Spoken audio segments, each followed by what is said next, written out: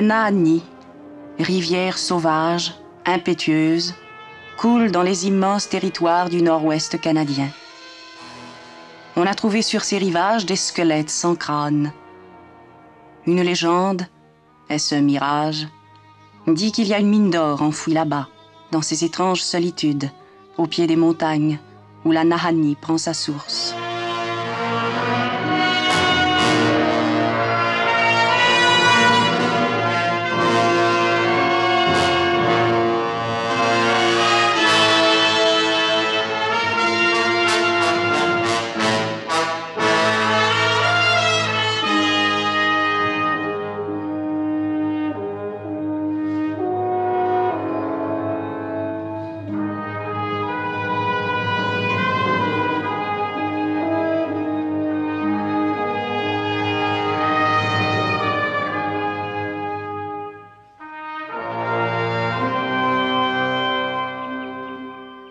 Quelques solitaires, amants depuis toujours de la Nahanni, ont cherché de l'or.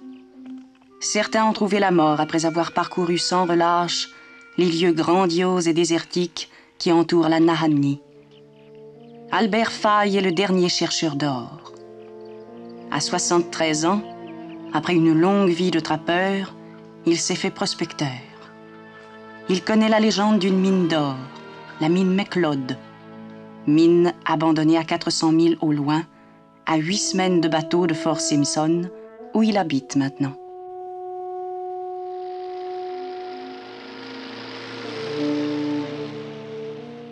Quand en juin, le printemps du Grand Nord, la Nahanni circule librement entre ses rives, c'est le moment de partir. Albert Faye connaît la rivière mieux que quiconque. Elle n'a plus de secret pour lui, à part le dernier, qu'elle ne livre pas. L'or.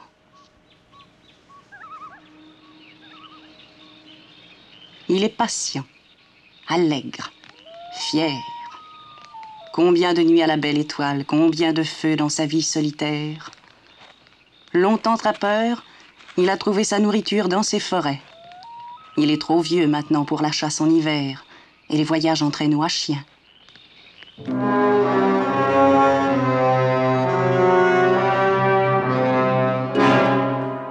3 jours sur la Liard et ensuite la Nahanni.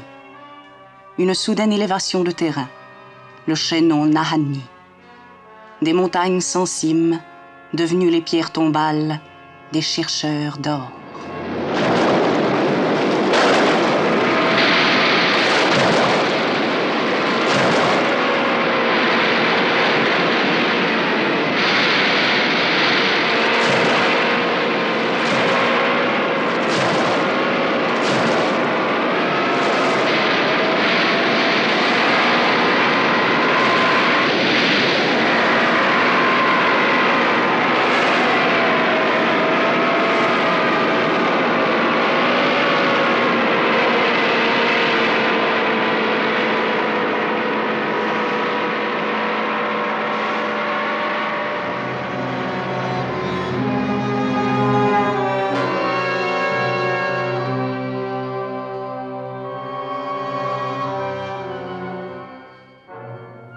Voici la vallée où l'on découvrit les cadavres des frères McLeod en 1908. Près des squelettes, une note disait « Nous avons trouvé l'or ». Mais l'or avait disparu, et les crânes aussi. D'autres prospecteurs périrent dans les années qui suivirent. Des Indiens, des rivaux. Le mystère est demeuré complet jusqu'à ce jour. Même les fervents de la Nahanni ont des craintes. L'endroit serait-il hanté?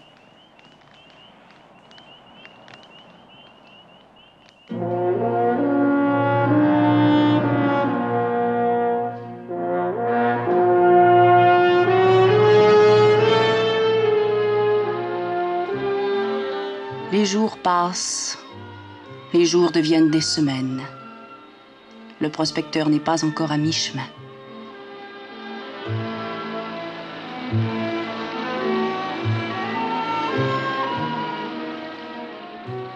Il rêve.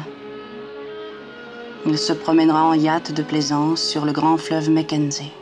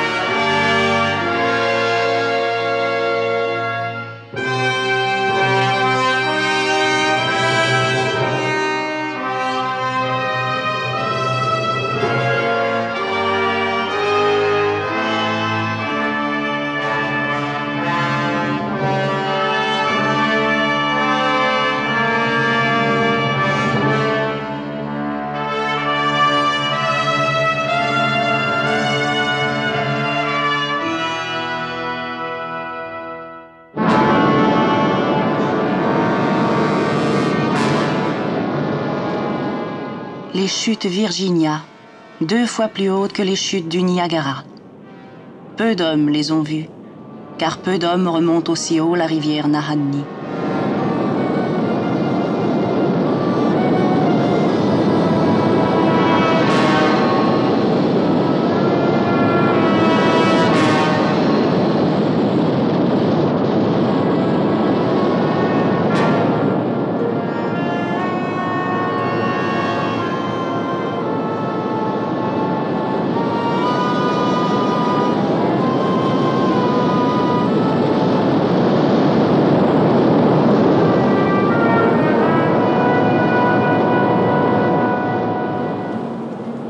Faille doit contourner la barrière mugissante. Maintenant, l'épreuve du portage. Tout doit être amené là-haut sur une distance de plus d'1 mille. La nourriture, l'essence, le moteur et le bois pour construire un nouveau bateau.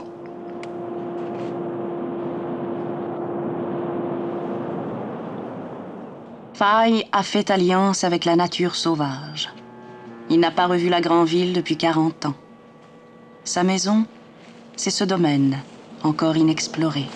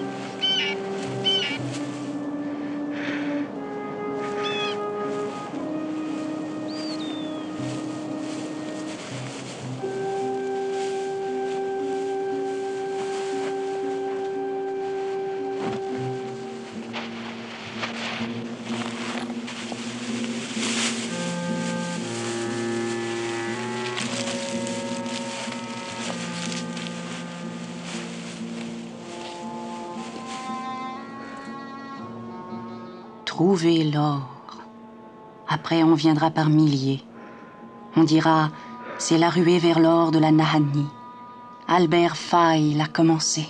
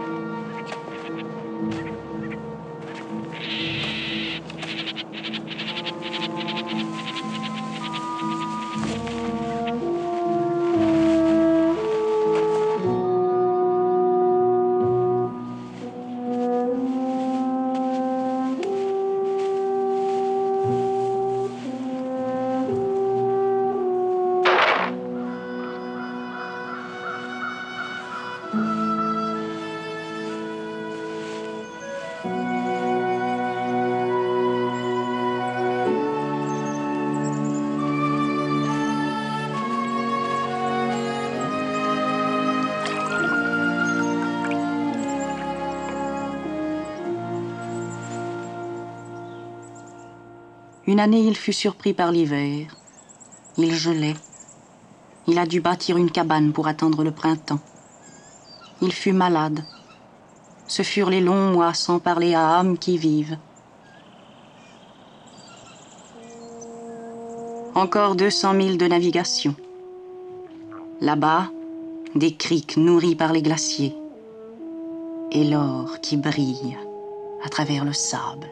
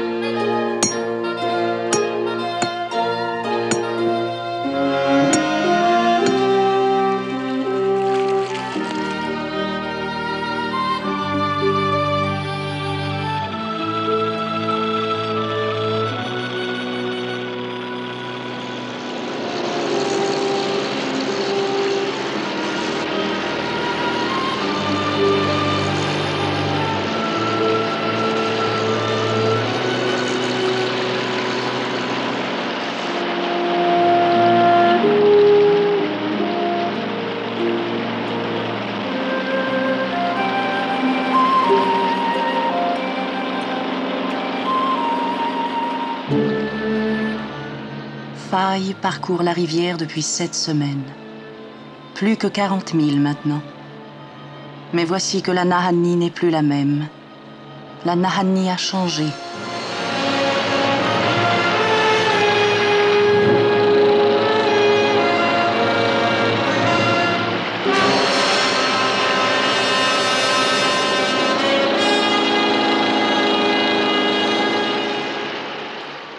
Les glaces du printemps ont charrié des tonnes de roches. Le limon comble à présent le lit de la rivière. Le chenal a disparu. Des rapides d'eau bouillonnante ont remplacé la passe aux eaux profondes.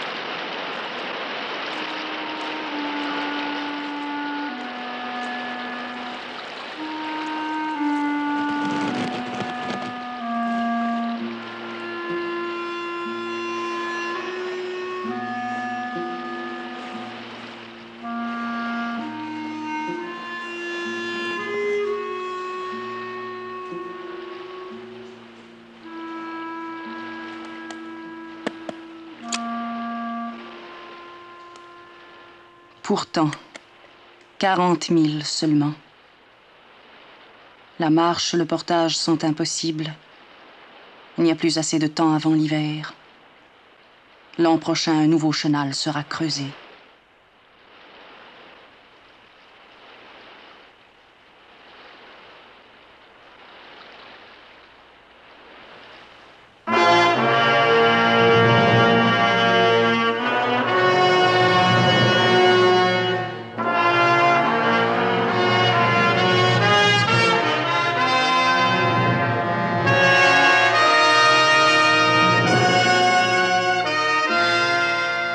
Huit fois il est venu, 8 fois il a échoué.